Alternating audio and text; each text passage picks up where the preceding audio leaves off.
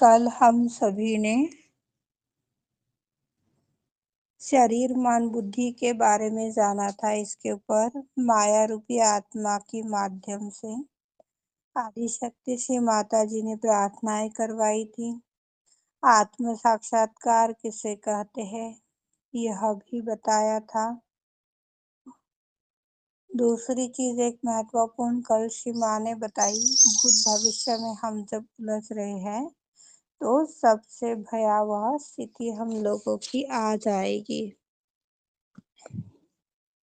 गौरी कुंडलिनी माँ आज आपकी इस बेटी से भूत भविष्य क्रिया प्रतिक्रिया के रूप में जाने अनजाने में भावुकता में यह गलती हुई है माँ। इस गलती को हम पूर्ण हृदय से स्वीकार करते हैं माँ। इस गलती को सुधारने के लिए कृपावंत होकर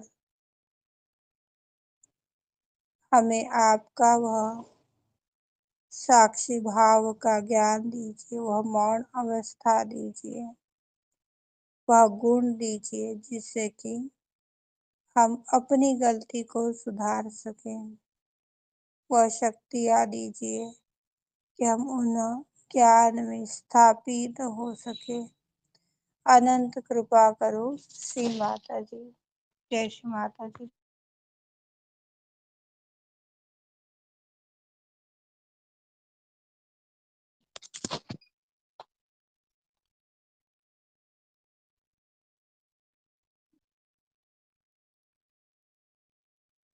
जब हम असमाधानी होते हैं, प्रतिशोध की भावना रहती है, संतुष्टि नहीं रहती,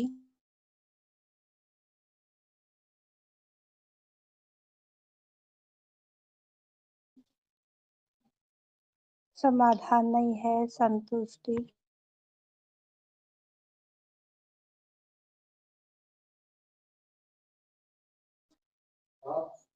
संतुष्टि नहीं है, समाधान नहीं है, तो एक मेघ के हृदय में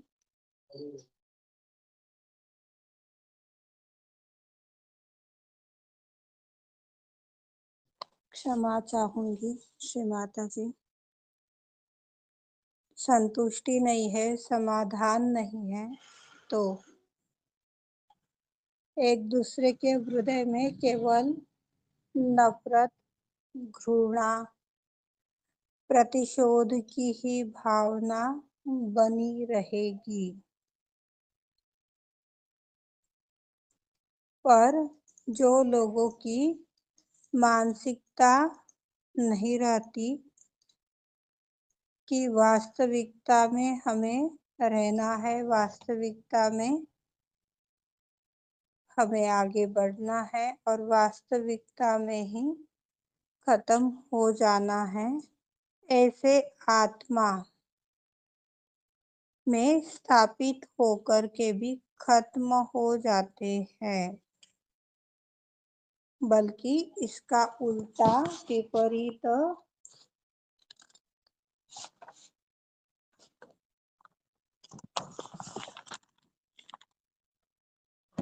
कार्य करते हैं, उल्टा कार्य करते हैं। उसने नहीं किया तो मैं भी क्यों करूं, इस तरह की धारणा।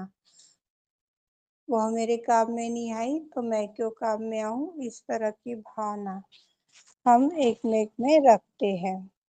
न जाने ऐसे कितने उपद्रव, ऐसे कितने कृत्य हम लोगों के माध्यम से घटते हैं।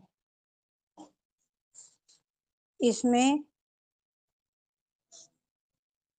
उसमें एक दूसरे में अधिक व्यस्त रहने से भी हम लोग कष्टी हो जाते हैं, जो हमारे हानिकारक साबित हो सकता है। इनमें से कुछ राक्षस भी है और कुछ दुष्ट प्रवृत्ति वाले भी है। इस तरह के प्र, इस तरह के लोगों की माध्यम से पकड़ आती है जिनकी प्रवृत्ति अच्छी नहीं है, जो एक राक्षसी स्वभाव का है, जिनके अंदर यह अम, तुच्छताएं होती है, षड्रिपु होते हैं।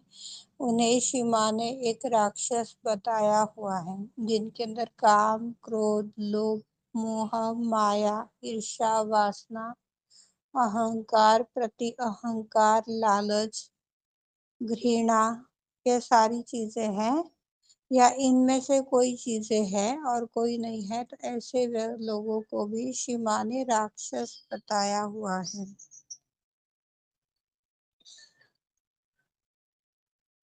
ऐसे लोग यदि गुरु का नाम जपते हैं या गुरु का नाम लेते हैं, कोई अन्य स्थान से गुरु बना लिया, किसी ने बोल दिया कि आपको राम राम भजना चाहिए, कोई बोल देता है कि आपको राधे कृष्ण बोलना चाहिए।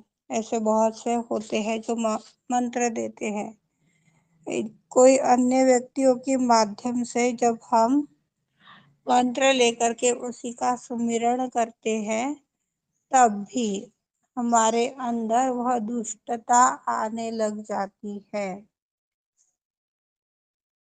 जरूरत है तो हमें उस टाइम में वह चीज करनी है, पर जरूरत समाप्त हो जाने पर उसे कुछ क्षण के लिए छोड़ देना चाहिए।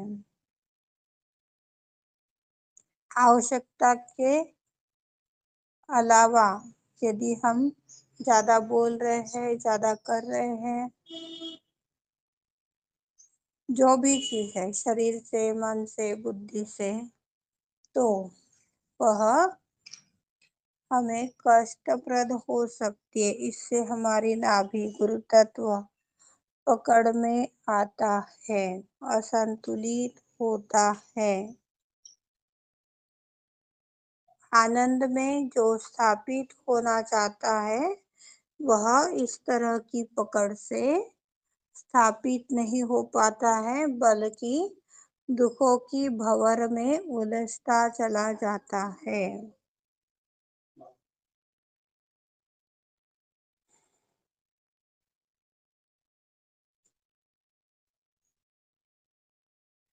परिवर्तन का ही सवाल उठता है, बार बार परिवर्तन। परिवर्तन आत्मा का, आत्मा के रूप से जो आएगा, इसी के रूप से आनंद को अनुभव करना है। जो पूर्ण हृदय से आ रहा है, उसी में हमें आनंदित होना चाहिए। जो पूर्ण हृदय से निकल रहा है, वही कार्य हमें करना चाहिए। जिसमें हृदय की पूर्णत्व नहीं होता है और वह कार्य करते हैं, ऐसे कार्य कर्मकांड कहलाते हैं। कोई प्रार्थना भी करते हैं पूर्ण हृदय यानी सहस्त्रार जिसे कहते हैं। हमारा जो अनाहत चक्र है, यह अनाहत चक्र अशुद्ध है। जो नाभि से ऊपर का अनाहत चक्र है, यह अशुद्ध चक्र है। यह मोह माया से लिपटा हुआ चक्र है। यहाँ पर भले ही हमारे प्राण विराजते, हमारे सदाशिव विराजते हैं, वो बहुत प्योर है, पर हमने अपनी मानसिकता की और भावनात्मकता की उससे चादर ओढ़ा दी है। जब चादर ओढ़ दी है, तो चादर ओढ़ने के पश्चात वह सुप्त अवस्था में चला गया। कार्य तो कर रहा है, कार्य तो हो ही रहा है, पर जो आनंद स्वरूप का कार्य होना चाहिए, वो नहीं होता है।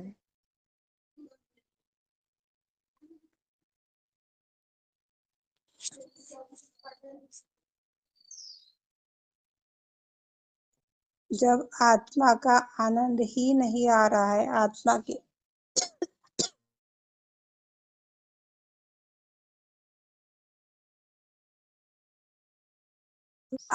के आनंद के अलावा ही यदि कार्य कर रहे हैं, तो उसमें परमात्मा का प्रतिबिंब कहाँ से झलकेगा। प्रतिबिंब उसी में झलकता है जो कंचन सा साफ सुथरा है। इसके ऊपर हम लोग अपना एक उदाहरण ले सकते हैं आईने का। आईने पर यदि किसी के दाग धब्बे गिरे हुए, काफी टाइम से उसे क्लीन नहीं किया गया है, तो हमारी जो प्रतिमा है, हमारा जो फेस है, क्या उसके अंदर सफाई से दिख पाएगा? वो भी धुंधला ही पड़ जाएगा। ऐसा ही हमारे साथ होता है। जो पूर्ण हृदय से कार्य नहीं करते हैं, आत्मा उन पूर्ण हृदय से कार्य नहीं करते हैं, उन्हें परमात्मा की आनंद की अनुभूति नहीं होती है, वो स्वरूप नहीं दिखाई पड़ता है। जब वह स्वरूप ही नहीं दिखाई पड़ रहा है, वह व्यक्ति बोलो, वो देवता बोलो, या वह चीज वहां पर है ही नहीं, तो हमारी देखभाल कौन करेगा?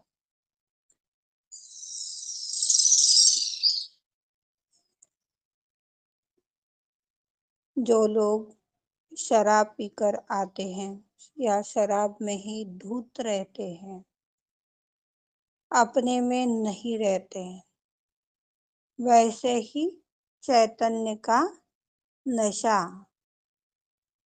हम सभी पर पड़ना चाहिए।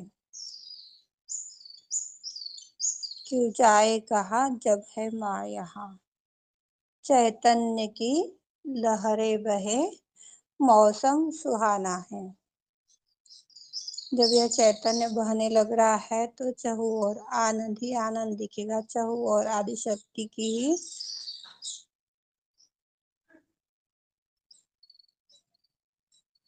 स्मृतियाँ, आदि शक्ति का ही प्रतिबिंब नजर आएगा। जब आदि शक्ति का हर एक चीज में प्रतिबिंब नजर आ रहा है, आदि शक्ति की स्मृतियाँ ही हमें दिख रही है अपने मन में, विचार में, इच्छाओं में, कर्म में, तो कार्य चल रहा है, आनंद की अनुभूति हो रही है। पर जब इसमें नहीं है, मन में भी नहीं है, चेतना में भी नहीं है, इच्छा में भी नहीं है, हर एक रूप से कहीं ना कहीं अटके हुए हैं, तो जागरूकता कैसे आएगी? किसी भी तरह के यदि हम अटकाव है, तो जागरूकता कैसे आएगी? आज का मैं अपना ही एक उदाहरण बताती हूँ जागरूकता के ऊपर। कल से एक ही बात समझाई जा रही थी आदिशक्ति के बेटे को। बेटा तू 15 साल का हो गया है और मेरी 50 साल की उम्र है। 15 साल का होकर के इस तरह से रहता है, इस तरह से चलता है, इस तरह से काम करता है, तो बता मेरे जैसी हालत आ जाएगी तो क्या होगा तेरा? कैसे करेगा तू? यह देख देख कर, उसकी हालत देख देख कर यह आत्मा बार बार चिड़चिड़ हो जाती थी। साथ में रहा सा घर वालों का कुछ क्रियाओं पे क्रिया, क्रियाओं पे क्रिया, थोड़ा बहुत हो गया। जब ज्यादा हो गया, हो गया होने के पश्चात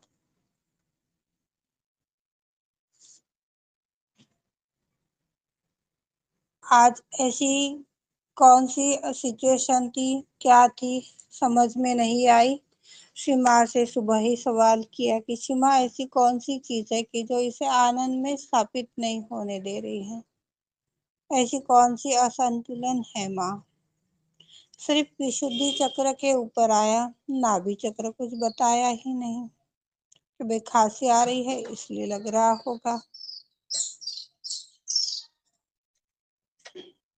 तो जब इस तरह से क्रियाएं हो रही हैं भावुकता में कि भाई कैसे होगा, भावुक हो गए, नहीं अच्छा लग रहा था कि कैसे इसका आगे का कार्यकाल रहेगा, कैसे ये सुधरेगा।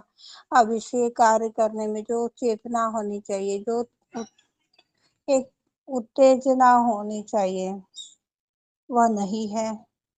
एक दिमाग में घर करते चला जा रहा था कि माँ कैसे होगा, इसका कैसे होगा।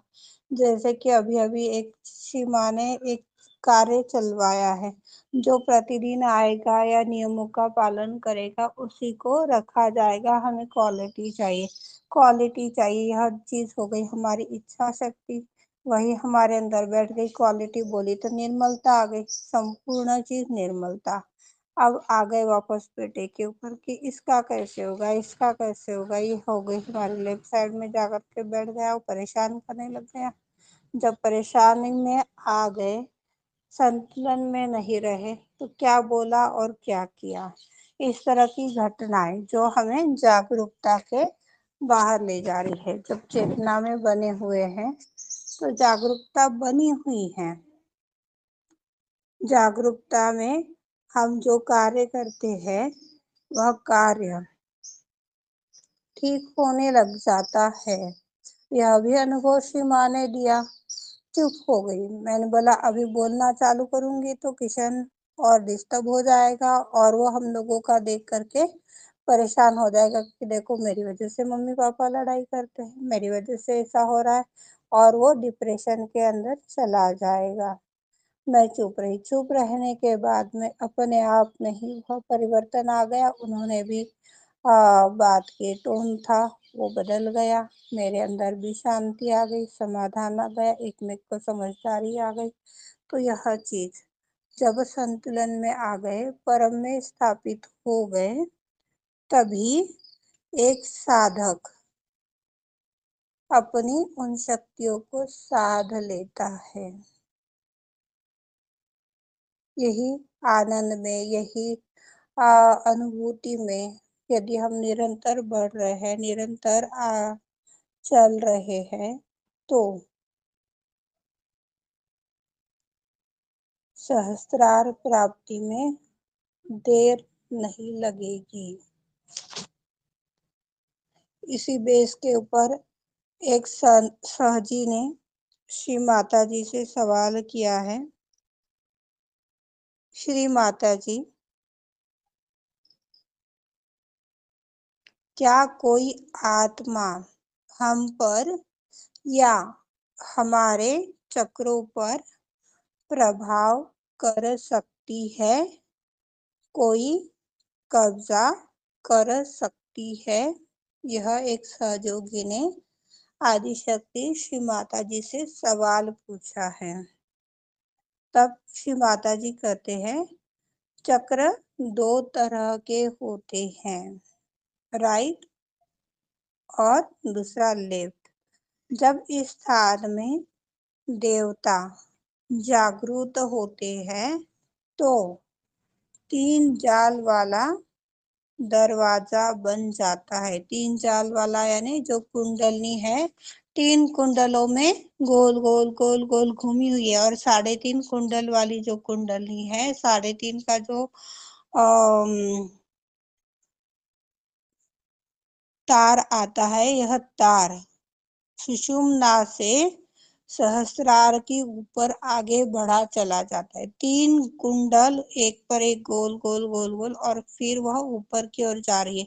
यदि आप सूक्ष्म देह की आकृति देखोगे तो उसके आकृति को देखने से आपको समझ में आएगा।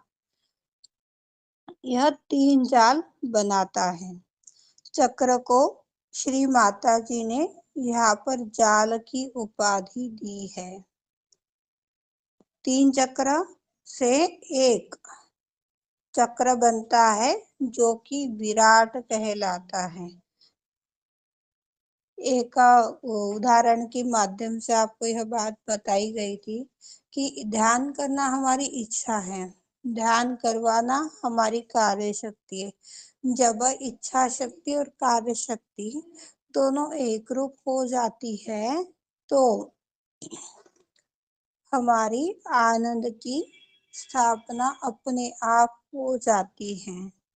आज से 4 साल पहले कोई ऐसा तारीफ करने वाला नहीं था कि अरे प्रीति दीदी कितना अच्छा बताती है, कितना अच्छा बोलती है, कितना अच्छा करवाती है। पर करते करते आज आदत हो गई और आप सभी का उसमें अतुलनीय योगदान रहा है, तो इस मुकाम तक पहुंच गए। आप सभी के ही माध्यम से शिव माँ ने यह कार्य करवाया है, यह आनंद की प्राप्ति हुई है। इस तरह से दो चक्र जब एक हो जाते हैं, एक इच्छा थी मेरी कि नहीं माँ का कार्य करना है, बाहर तो जाने नहीं मिल रहा है। दूसरा, आप लोगों ने एक रूपता दे करके, प्रोत्साहन दे करके यह कार्य को बढ़ाया कि नहीं अरे वो तो बोलता है कि आप बहुत अच्छा करवाते हो, वो तो बोलती है कि आप बहुत अच्छा बोलती हो, आप बहुत अच्छा सही बताती हो, हमें ऐसा अनुभव हो गया। ये हो गया आपका कार्य शक्ति। आज मेरी इच्छा शक्ति और आपकी कार्य शक्ति से वर्तमान में आदि शक्ति यह कार्य प्रतिदिन आगे बढ़ा रही है। यह हो गया 3 चक्रों का माया जाल। इस जाल को हमें नियंत्रित करते आना चाहिए। गौरी कुंडलनी श्री माता जी अभी अभी विश्व के संतों को जो ज्ञान आपने प्रदान किया है, यह ज्ञान में हम स्वयं को किस तरह से नियंत्रित कर सकते हैं, यह गुण हमारे अंदर नहीं है। श्री माता जी कृपावंत होकर हमें आपका वह गुण दीजिए, आपका वह ज्ञान दीजिए कि हम अपने आप को नियंत्रण में रख पाए, नियंत्रण की शक्ति में एक रूप हो पाए। अनंत कृपा करो श्री माता जी। माँ, हमारे अंदर जो भी अनियंत्रित है ऐसा आपको लगता है, वह समस्त अनियंत्रण आप अपनी समस्त शक्तियों से विलीन करा दीजिए श्री माता जी, क्योंकि हम सब केवल एक शुद्ध, पवित्र, निर्मल आत्मा है। क्योंकि हम सब शुद्ध, पवित्र, निर्मल आत्मा है, हमें नियंत्रण करना भी नहीं आता है माँ। नियंत्रण में रहना भी नहीं आता है।